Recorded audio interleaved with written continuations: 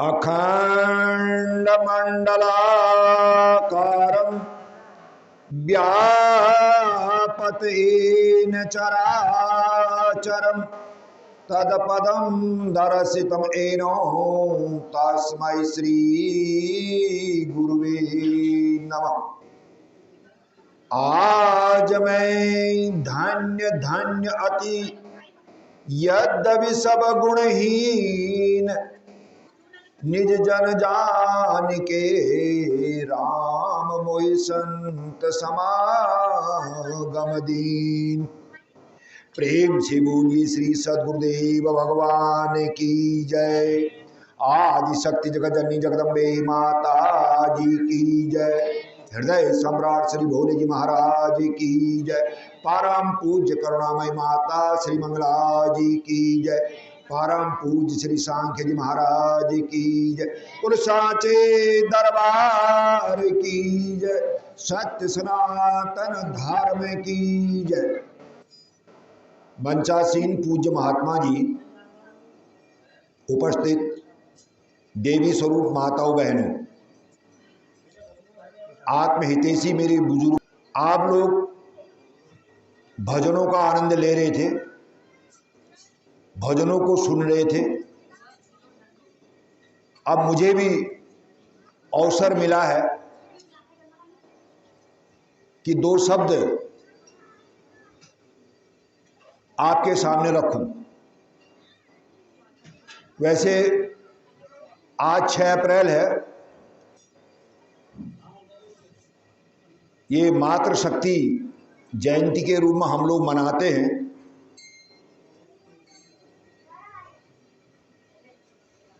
एक ऐसी विभूति है जिन्होंने आध्यात्म में अपना पूरा परिवार ही झोंक दिया।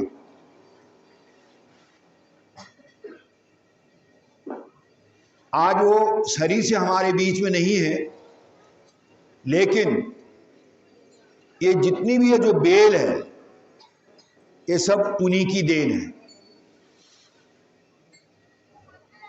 मैं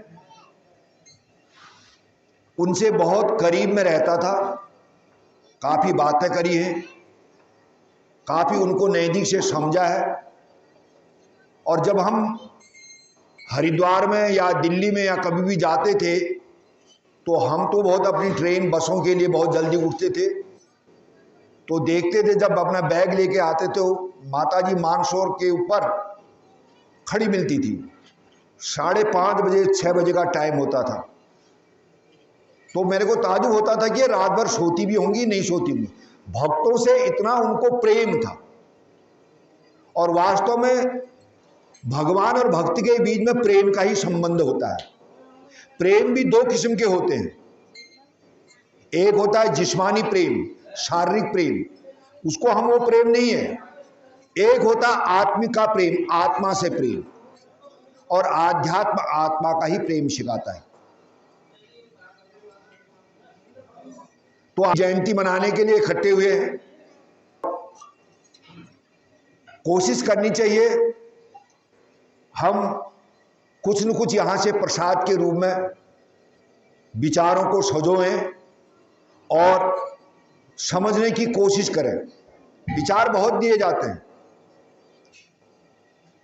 आजकल विचार देने वालों की कमी नहीं है, पर वास्तविक विचार को अगर थोड़े समझें। एक भजन गाया था बहन जी ने, बहुत सुंदर गाया कि वास्तव में इस संसार में जब हम जाएंगे तो क्या लेके जाएंगे। और यही माता जी भी कहती थी, ये जो है धर्मशाला है, यहां जो भी आता है जाता है। वो बात अलग है, वो कब जाएगा वो चीज अलग है।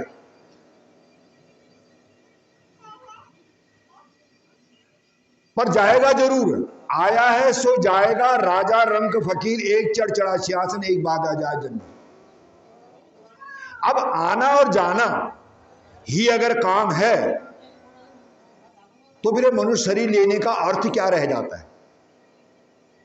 खाना पीना मौज करना अगर मनुष्य शरीर का अर्थ रह जाता है, तब तो खाना पीना 184 में 84 लाख योनियों में, निम्नतर योनियों में खा ही रहे थे, पी ही रहे थे।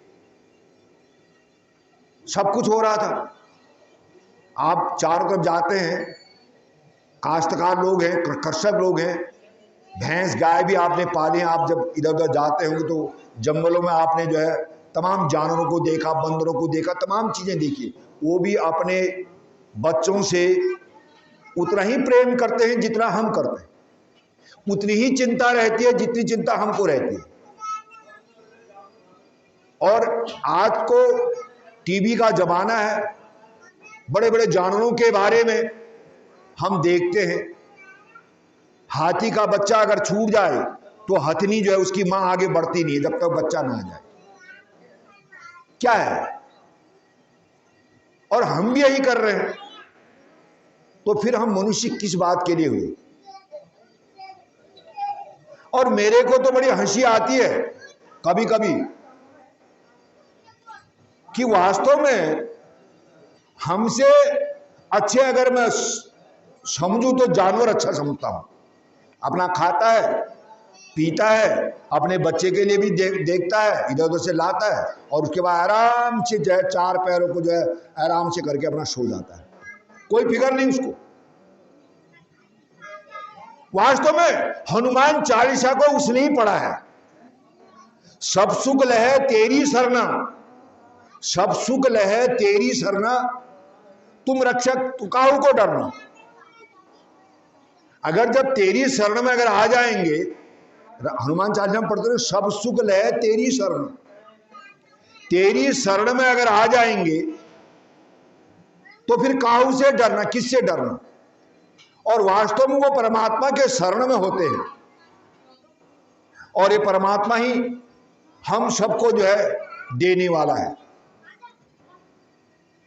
पर हमारा अहंकार एक ऐसा होता है कि हम जाने नहीं चाहते। हम पहले उसको पहचानते ही नहीं, उसकी शरण है क्या चीज। जो शरण है उसको समझे। भगवान की अगर शरण में जाना है तो एक छोटा सा मैं आपको दृष्टांत देता हूं, आप उसको समझिए। को किसी से पैसा चाहिए या कोई वस्तु चाहिए तो आपको उसकी शरण में जाना पड़ेगा, तब वो आप उस वस्तु को प्राप्त कर सकते हैं, उस चीज को प्राप्त कर सकते हैं। क्योंकि आपको मालूम है यह फलाने के पास है, और जब उसकी शरण में हम जाते हैं तो हम उससे वो वस्तु के लिए प्रार्थना करते हैं, फरियाद करते हैं, और वो वस्तु को प्राप्त करके, उस चीज को प्राप्त करके हम जो है अपना कार्य फिर करते हैं, मतलब यानी खुश होते हैं। ये तो रही संसार की बात है। अब भगवान की अगर शरण में जाना है, ईश्वर की अगर शरण में जाना है, उस मात्र शक्ति की शरण में जाना है, उसको भी तो जानना होगा। और वो जो है हमारे ही अंदर है, कहीं दूर नहीं बैठा है। तो उस परमात्मा को जब तक हम नहीं जानेंगे, उस ईश्वर को हम जब तक नहीं जानेंगे, तब तक जो है हम उसकी शरण में नहीं जा सकते।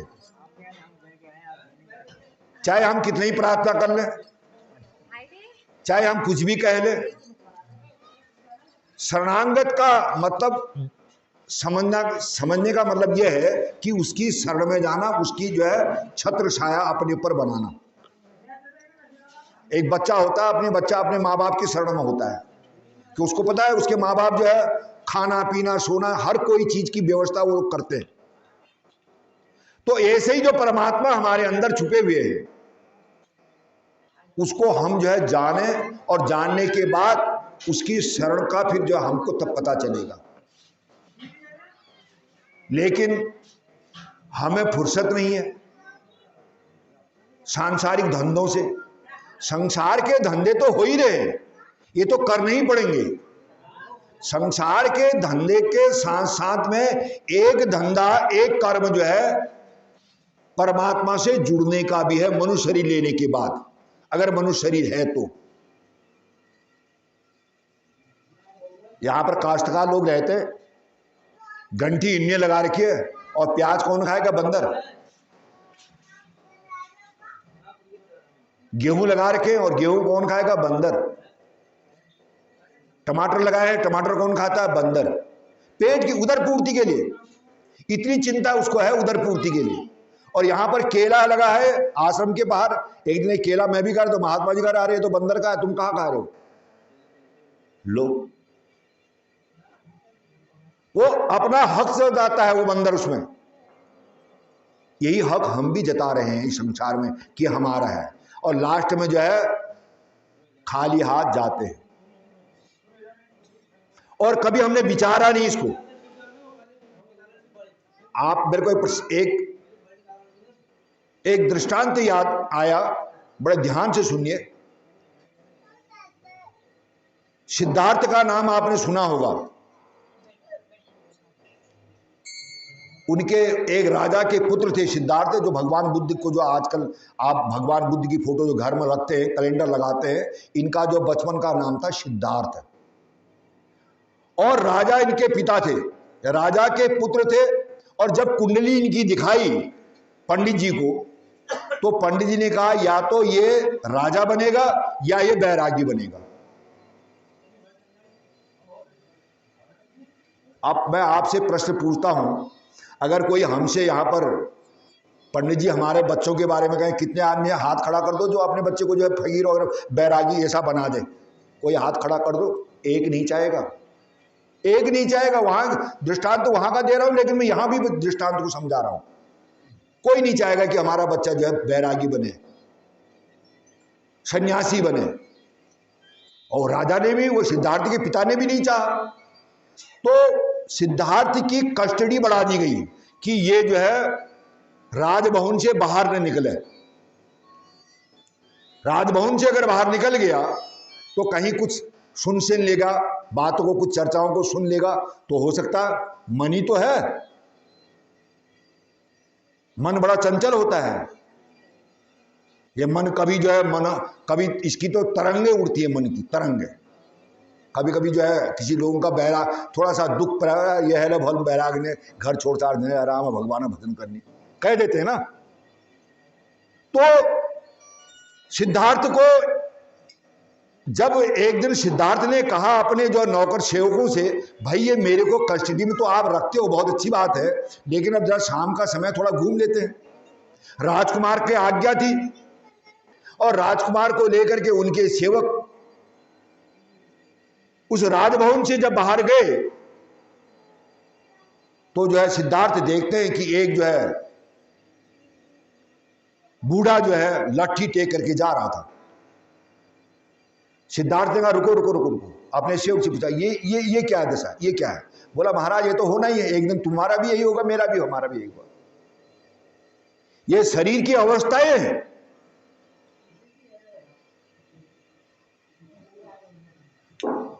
बढ़ते अवस्थाएं, छोटा बच्चा, बड़ा बड़ा बड़ा बड़ा बड़ा बड़ा, फिर एकदम जाना है, ये अवस्था है। बोला ये आपके भी होना। अच्छा, फिर आगे गए और घूमते घूमते तो चार व्यक्ति, दो पीछे दो आगे, एक जो है राम नाम सत्य बोलते हुए ले जा रहे थे जो है मुर्दे को।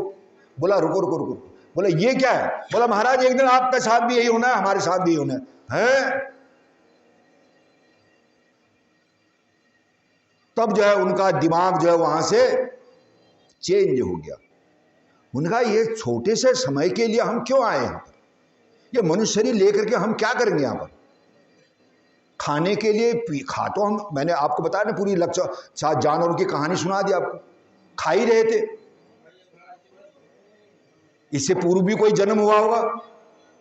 ये शरीर का, शरीर जो है मतलब शरीर नाशवान तो शरीर है, शरीर जो है बनता है बिगड़ता है, बनता है बिगड़ता है, लेकिन जो इसके अंदर जो आत्मा है, जो परमात्मा का निवास है इसके अंदर, वो हमेशा रहता है। और उसी को जानना ही मनुष्य जीवन का परम कर्तव्य है। और भगवान बुद्ध, वो सिद्धार्थ जंगल में चले गए और जो है ध्यान करने लगे। कोई गुरु धारण नहीं किया उन्होंने, और इतने उनका शरीर, उनने अपना इतना शरीर जर्जर बना दिया उस शक्ति को प्राप्त करने के लिए, उस परमात्मा को जानने के लिए, लेकिन कुछ भी उनको मिल नहीं पाया। काफी समय हो गया। तब जो है मेरे को अभी याद नहीं आ रहा वो स्त्री का, उस मातृ शक्ति का नाम याद नहीं आ रहा। वो जब गई उधर से निकल रही थी, उन्होंने कहा जो है सितार गिटार के तार को इतना भी मत खींचो कि वो टूट जाए और इतना ढीला भी मत छोड़ो उसको जो है आवाज भी नहीं आए, मतलब मध्य मार्ग अपनाओ। और उस परमात्मा के बारे में उनको सब समझाया और वास्तव में वो सिद्धार्थ ने से भगवान बुद्ध बने। तो आज वही स्थिति हमारी भी है। ये गृहस्थी में रहना कोई बुरी बात नहीं है, गृहस्थी में रहिए। मैं भी रहता हूं गृहस्थी में। कौन गृहस्थी जो मूल तो गृहस्थी है, उत्पत्ति कहां से होगी? खाना पीना जो बचपन कहां से व्यतीत होता है, जवानी, हर चीज तो गृहस्थी वाले ही करते हैं। गृहस्थ में रहना कोई बुरी चीज नहीं है, पर गृहस्थ में जो आप 24 घंटे में पूरा घर परिवार के लिए समय देते हैं, उसमें कुछ समय अपने परमात्मा को भी दिया करो। बस कहने का मतलब इतना ही है। साधु संतों का इसलिए कहा एक घड़ी आदि से पुनि आद, तुलसी संगत साध की कटे कोटि अपराध। एक घड़ी कितनी होती है? 24 मिनट की। 24 मिनट नहीं है हमारे पास, और 24 मिनट परमात्मा के भजन के लिए नहीं है। हाँ, किसी का मूल्यांकन करना होगा, किसी के बारे में बताना होगा, हाँ ऐसा है, वो ऐसा है, वो ऐसा है, वो ऐसा है। उसके लिए 24 घंटे क्या, 24 मिनट क्या, 24 घंटे भी कम पड़ जाएंगे। यही तो हो रहा है दुनिया में। एक घड़ी आधी घड़ी, अब फिर कहा तुलसीदास ने कहा आधी घड़ी, चलो 24 भी नहीं, आधी घड़ी 12 मिनट, और पुनियाद फिर 6 मिनट।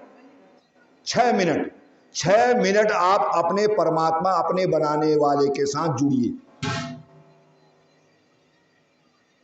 तुलसी संगत साध की, साध का मतलब क्या होता है? साधना। जो हमको जब गुरु महाराज से जो ज्ञान प्राप्त हुआ है, उस साध के साथ जुड़ेंगे। और साध के साथ जब जुड़ जाएगा व्यक्ति, उसको समझने लग जाएगा व्यक्ति, फिर उसको संसार में कुछ भी नहीं करना। आपको सुनकर के बड़ा ताज्जुब हो रहा। मैं अपनी बात सुनाता हूं आपको। माता जी का प्रोग्राम था, मंगला माता जी, भोले जी महाराज जी का, बनारस के अंदर, बनारसी में, और हम भी गए। उसमें मेरे पास गाड़ी थी, ड्राइवर भी गया, घर में बच्चे भी गए। सब लोग वहां विश्वनाथ, बाबा विश्वनाथ के दर्शन कर रहे हैं।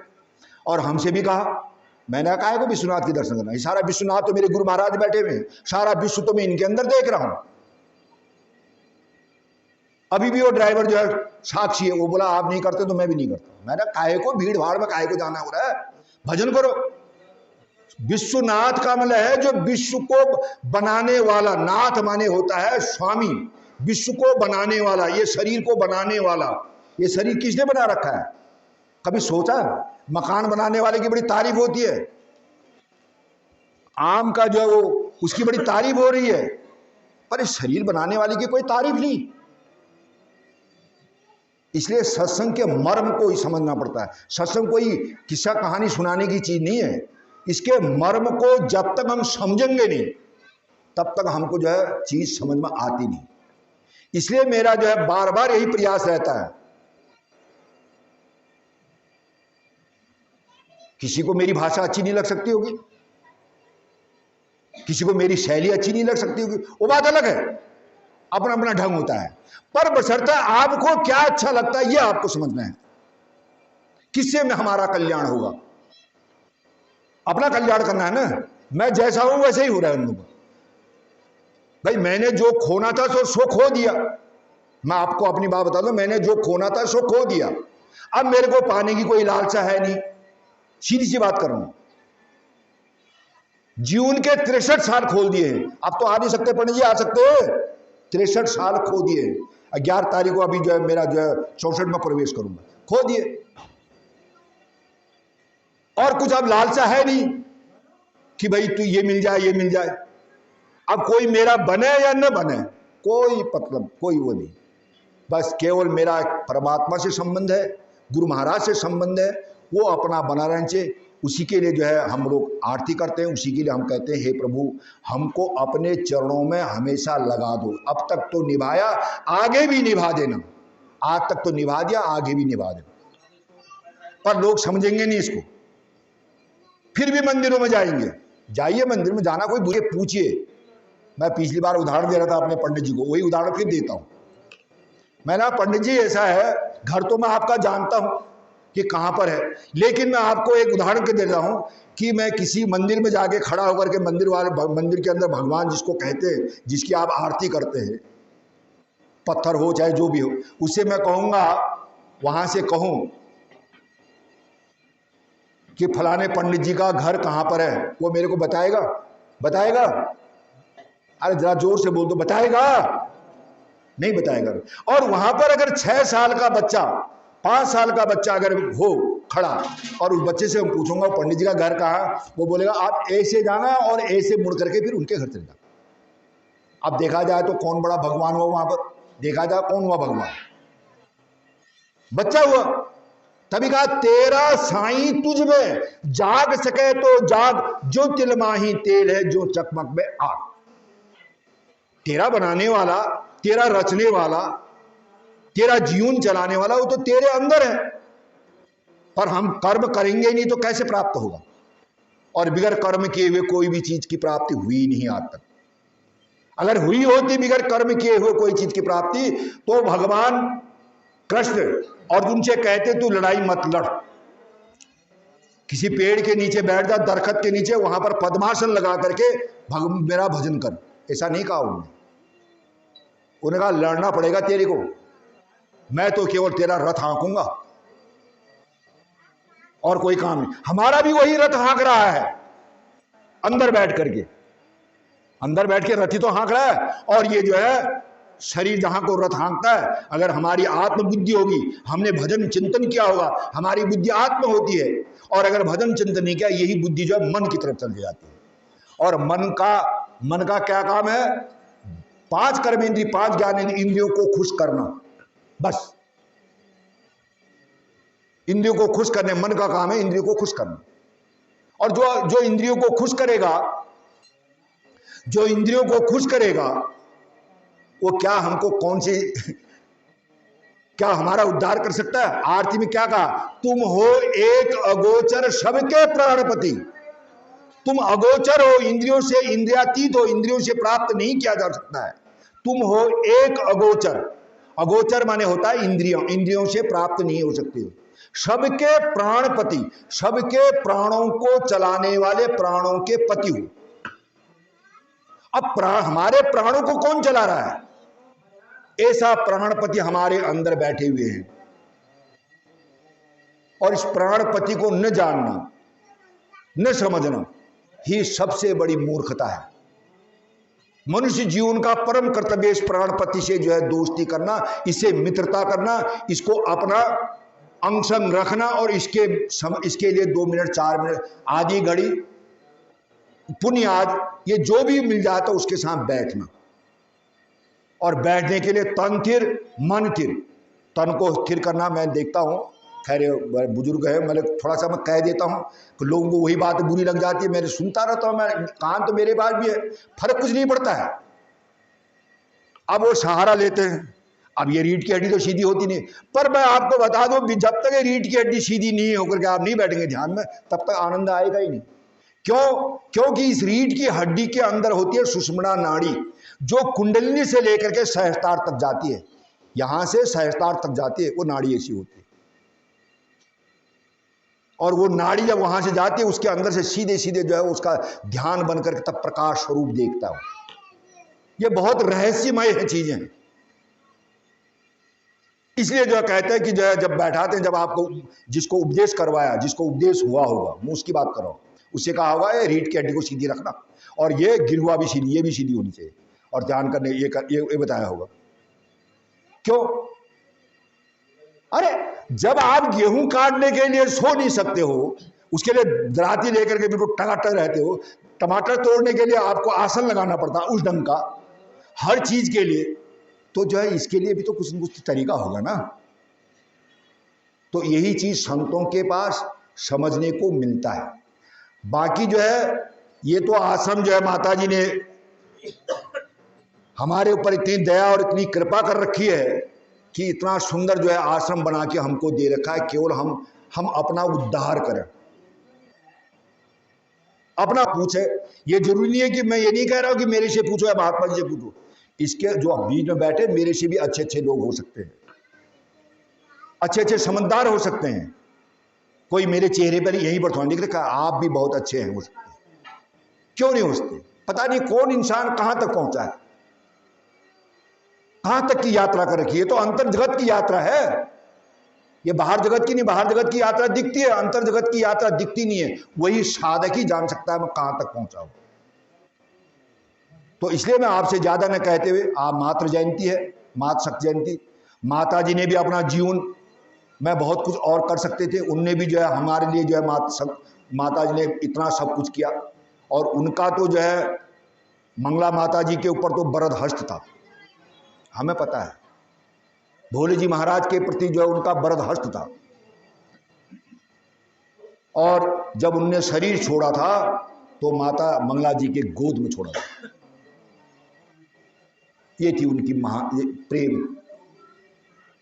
तो आज ऐसी मां के जयंती मनाने का सौभाग्य हम आपको प्राप्त हो रहा है और ऐसा हमको सौभाग्य मिलते रहे। हम आध्यात्म से जुड़े और जब तक हम इस आध्यात्म को समझेंगे नहीं, आध्यात्म का मतलब होता है आत्मा का अध्ययन। आध्यात्म आत्मा का अध्ययन। हम शरीर का अध्ययन कर रहे हैं, ये शरीर अध्ययन कर रहे हैं। इसके बारे में हम जो है मतलब जो शरीर को जजाने के लिए, इसको सजाने के लिए ब्यूटी पार्लर के पास भी जाते हैं, नाई के पास जाते हैं, दाढ़ी बनाते हैं, सौंप लगा अलावा ढिमकाना, टेलर मार्ट से कपड़े अच्छे ढंग से सिलवाते हैं ताकि जो है मतलब अच्छे दिखें करके। पर जो है संतों ने कहा अपनी आत्मा को सही कर ले और आत्मा जब तेरी सही होगी, तेरे अंदर संस्कार होंगे, तू अपने आप ही जो है परमात्मा को अच्छा दिखने लग जाएगा। क्योंकि परमात्मा से जब प्रेम हो जाता है तो परमात्मा फिर अपने बच्चे को जो अपने पास बुलाता है, बस जरा से इतना ही है। और बाकी संसार में अगर देखे जाए तो संसार में एक से एक जीव पड़े हुए हैं, हम तो उनके सामने कुछ है ही नहीं।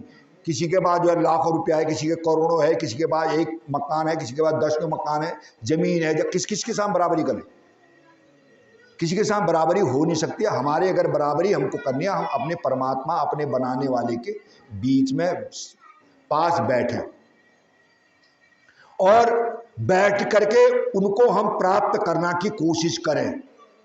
हालांकि वो भगवान यहां है, मैं ही नहीं कह रहा, आप भी कहते हैं। भगवान कहते हैं यहां है, पर यहां है तो दिखता क्यों नहीं है? यहां है तो वो जो चोरी करते हुए क्यों नहीं दिखता होगा? इसका मतलब तभी तो हम झूठ बोल रहे हैं, तभी तो हम चोरी करते हैं।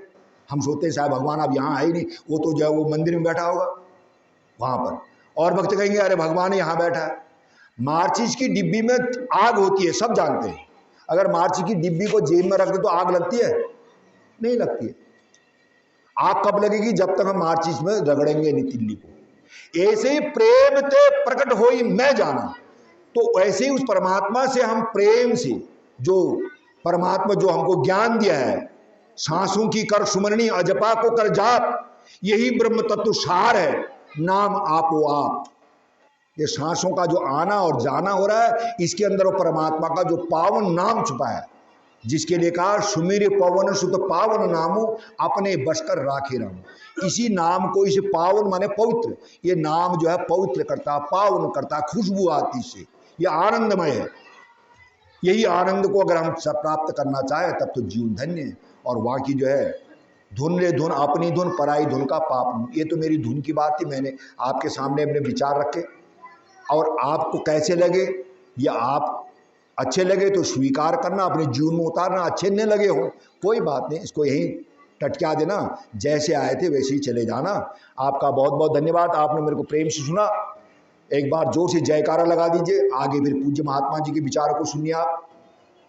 प्रेम से बोलिए श्री सद्गुरुदेव महाराज की, पुराण शक्ति जगत जननी जगदम्बे माता जी की। धन्यवाद।